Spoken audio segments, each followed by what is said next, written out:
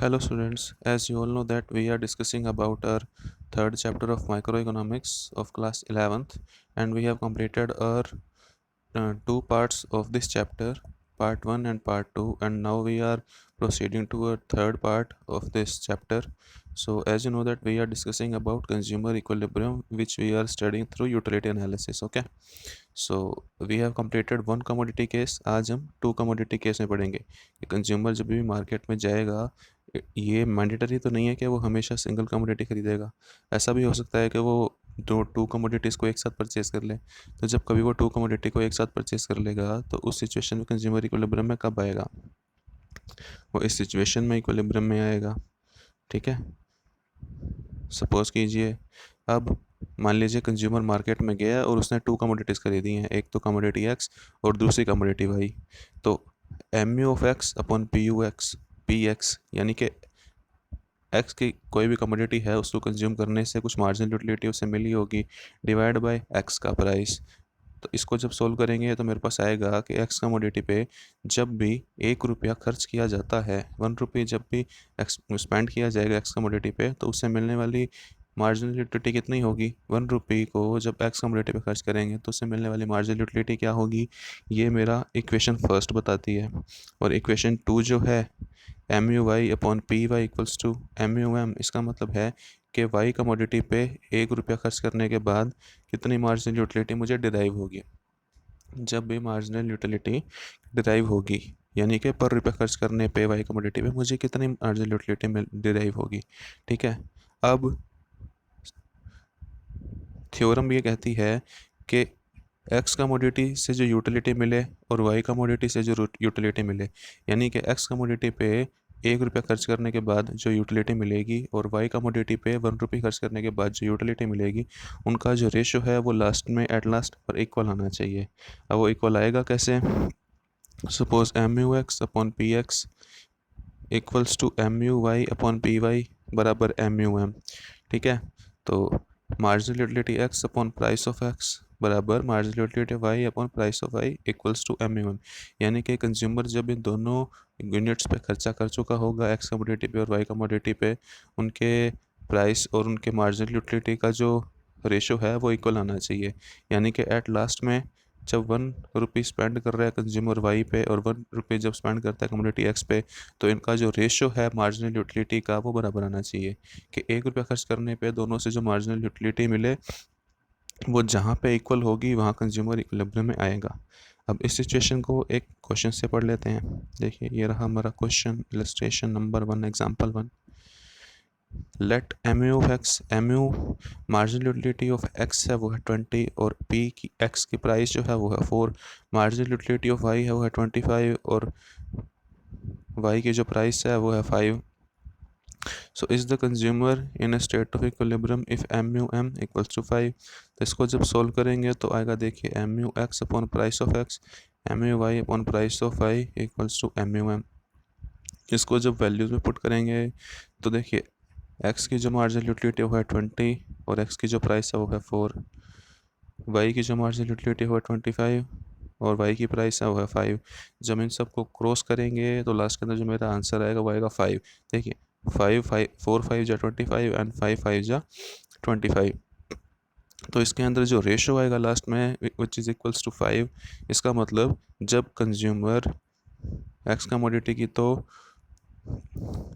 4 रुपये खर्च करके 20 यूटिल्स जब उसको सेटिस्फेक्शन मिलेगा और वाई कमोडिटी पे 5 रुपया स्पेंड करके उसे जो 25 यूटिल्स का सेटिस्फेक्शन मिलेगा, इस सिचुएशन में कंज्यूमर इक्विलिब्रियम में आएगा. ठीक है, क्योंकि इन दोनों से पर रुपया उसको स्पेंड करने पे दोनों ही केसेस में 5 यूटिल्स मिल रहे हैं. देखिए मैंने आपको फर्स्ट में यही बताया था कि एक्स कमोडिटी पे पर रुपये खर्च करने के बाद और वाई रुपये में पर रुपये खर्च करने के बाद जो यूटिलिटी मिलती है दोनों से मार्जिनल यूटिलिटी, उसका रेशो इक्वल आना चाहिए.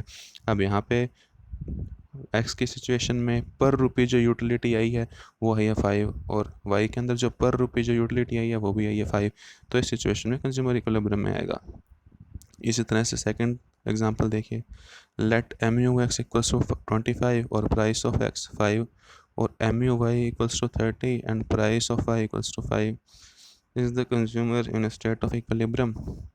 सेम फार्मूला लगता है, M U x upon P X M U Y upon P Y.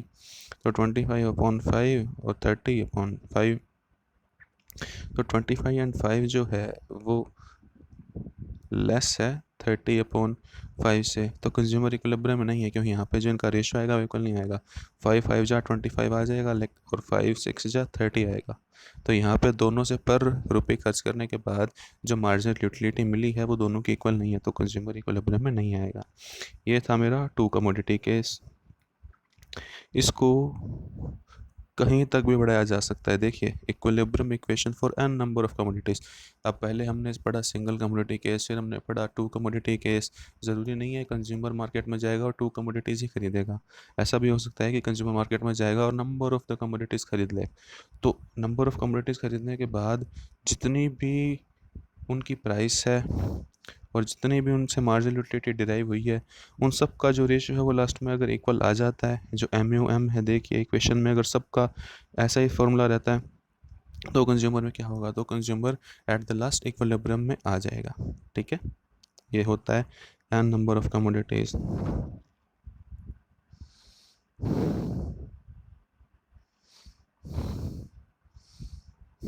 अब सिंप्लीफाइड टेबुलर इलस्ट्रेशन है। ठीक है, कि टेबल के अकॉर्डिंग बताएगा। Table showing M U of X and M U of Y, units of commodity consume की है हमने 1 2 3 4 5। मार्जिनल यूटिलिटीज़ की है, मार्जिनल यूटिलिटी वाई की है, इनके प्राइस के कराना चाहिए। इनका कुछ प्राइस हमने एज्यूम कर रखा होगा, 1 1 इनका प्राइस एज्यूम कर रखा है। तो मार्जिनल यूटिलिटी सबसे पहले इसका प्राइस आ जाएगा, और प्राइस के रेशो में जहाँ पे प्राइस का रेशो इनका इक्वल होगा वहाँ पे कंज्यूमर इक्विलिब्रियम में आ जाएगा। ठीक है, इसी को कर्व के थ्रू भी बताया जा सकता है। देखिए, consumer equilibrium under 2 commodity case. X axis पे तो कंजम्पशन ऑफ एक्स ले लेना है सबसे पहले फ्रॉम लेफ़्ट टू राइट, यानी कि ओ एक्सिस पे, और वाई एक्सिस पे गुड ऑफ एक्स लेना है। ठीक है, मार्जिनल यूटिलिटी जो एक्स से मिलती है, और वहीं अगर हम चलेंगे राइट टू लेफ़्ट, तो जो एक्स एक्सिस बनेगा वहाँ पे कंजम्पशन ऑफ वाई लेना है, और जो वाई एक्सिस है वहाँ पे मार्जिनल यूटिलिटी ऑफ वाई होगा, यानी कि गुड वाई का। अब इन दोनों के कर्व बनाने हैं कि अब दोनों के मार्जिनल यूटिलिटी कर्व कैसे आएंगे। देखो, ये तो समझ में आ गया कि एक्स एक्सिस और वाई एक्सिस पे कैसे कैसे चीज़ों को रखना है, लेकिन ये कर्व कैसे आए। देखिए, कर्व आपको पहले बताया था, ये मार्जिनल यूटिलिटी कर्व है, और मार्जिनल यूटिलिटी कर्व जो होता है वो हमेशा डाउनवर्ड स्लोपिंग होता है। जैसे जैसे किसी चीज़ का कंजम्पशन करते जाओगे, वैसे वैसे उससे मिलने वाली जो मार्जिनल यूटिलिटी है वो डिक्रीज होती चली जाएगी।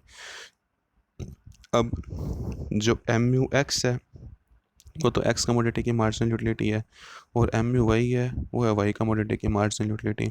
जहाँ पे इन दोनों का इंटरेक्शन होगा, पॉइंट ऑफ इक्विलिब्रियम होगा, वहाँ पे कंज्यूमर इक्विलिब्रियम में आ जाएगा। जैसे इस सिचुएशन में पॉइंट ऑफ इक्विलिब्रियम जो है मेरा M U X equals to M U Y, M U X और एम यू वाई जहाँ पे इक्विलिब्रियम है ओ पे, यहाँ पे कंज्यूमर मेरा इक्विलिब्रियम में आ जाएगा।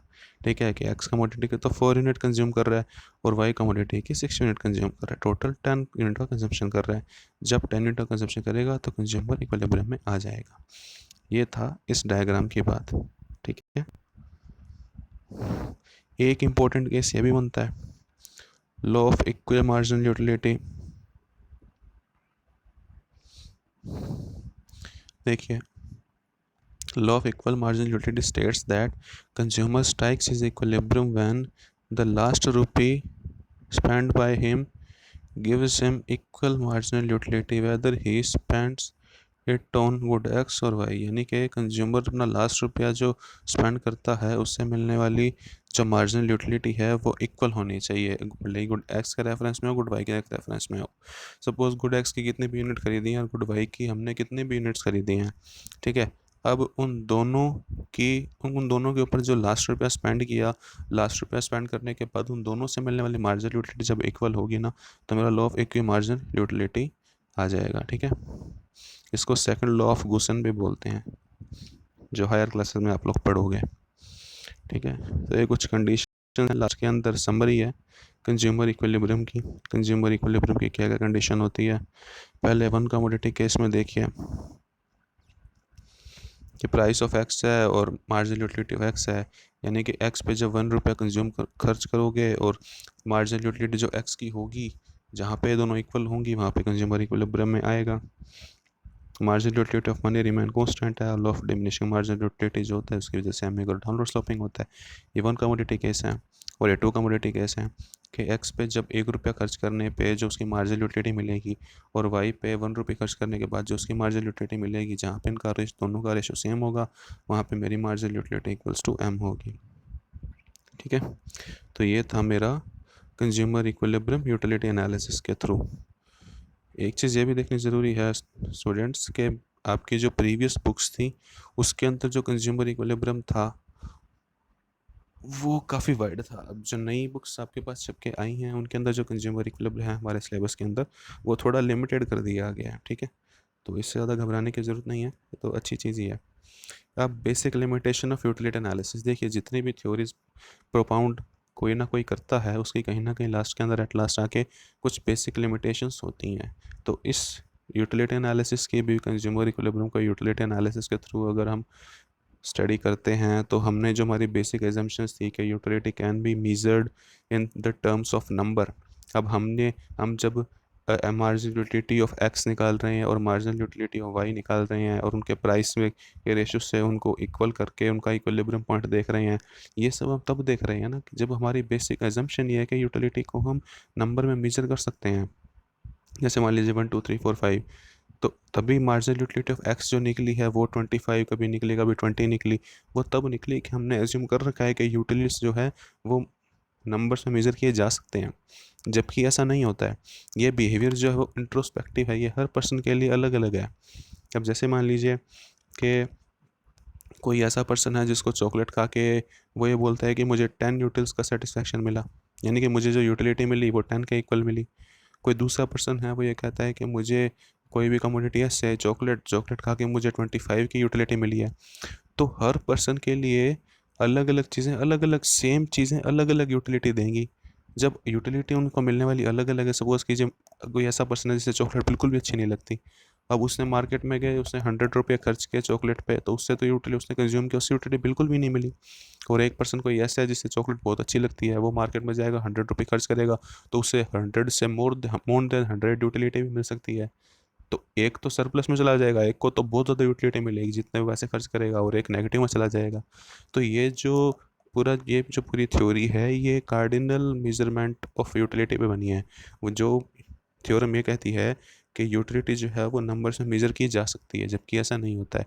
ऐसा इसलिए नहीं होता है क्योंकि हर पर्सन अपने अपने जो कंजम्पशन की गई जितनी भी यूनिट्स हैं वो अलग अलग यूटिल्स में मेज़र करेगा, जबकि यूटिलिटी कभी भी नंबर में मेज़र की नहीं जा सकती है। तो इससे एक कंज्यूमर इक्विलिब्रियम को कैसे पढ़ा जाए, जब हमारी बेसिक एजम्पशन ही गलत है तो ये पूरी जो थ्योरम है ये पार्शियली गलत हो जाती है। ठीक है, ये आउटडेटेड थ्योरी है। तो क्या हुआ, तो कुछ इकोनॉमिक्स हुए हिक्स नाम के, ठीक है, हिक्स और लर्नर, तो उन्होंने एक अलग थ्योरी दी। उन्होंने ये कहा कि यूटिलिटी जो है वो नंबर में तो मेज़र नहीं की जा सकती, लेकिन वो रैंक के अकॉर्डिंग उसे ऑर्डर में दिया जा सकता है, उसे ऑर्डरिंग की जा सकती है। जैसे मान लीजिए चॉकलेट खाने पे चॉकलेट, बनाना और एप्पल, ये 3 चीज़ें हैं। तो कोई एक पर्सन है जिसे चॉकलेट सबसे अच्छी लगती है, तो चॉकलेट को वो नंबर 1 पे रखेगा, फिर बनाना को, फिर एप्पल को रखेगा। इसका मतलब ये होता है कि कोई भी गुड या सर्विसेज हैं उनको कंजम्पशन करने के बाद जो यूटिलिटी मिली है ना, उस यूटिलिटी के अकॉर्डिंग उनको नंबर में अरेंज किया जा सकता है। कि सपोज़ एक पर्सन है एक्स, उसने एक दिन के अंदर कुछ 5 से 6 कमोडिटीज़ का कंजम्पशन किया। अब 5 से 6 यूनिट का कंजम्पशन करने के बाद उससे जो यूटिलिटी उसे डिराइव हुई है उसे वो उसे वो ऑर्डर में अरेंज कर देता है कि कोई भी एक कमोडिटी है जिसका कंजम्पशन करने के बाद उसे सबसे ज़्यादा सेटिस्फेक्शन मिला तो उसे वो नंबर 1 पे रख देगा। फिर उसी तरह किसी दूसरे को नंबर 2 पे रख देगा, फिर नंबर 3 पे रख देगा, 4 पे रख देगा, 5 पे रख देगा।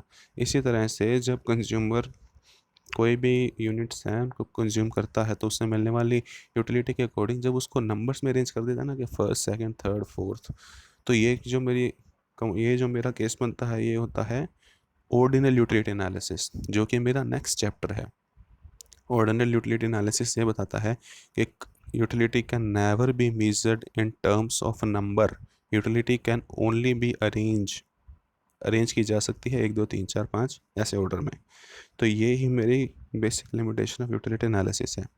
ठीक है, कि यूटिलिटी को कभी भी नंबर में मेज़र नहीं किया जा सकता, तो ये पूरी थ्योरी लिमिटेशन है इसकी, ये पूरी थ्योरी गलत है एक तरह से कहा जाए तो जो मेरा फोर्थ चैप्टर बनेगा वो फोर्थ चैप्टर भी यही है कि utility consumer equilibrium through indifference curve analysis, जो कि हिक्स ने दिया था।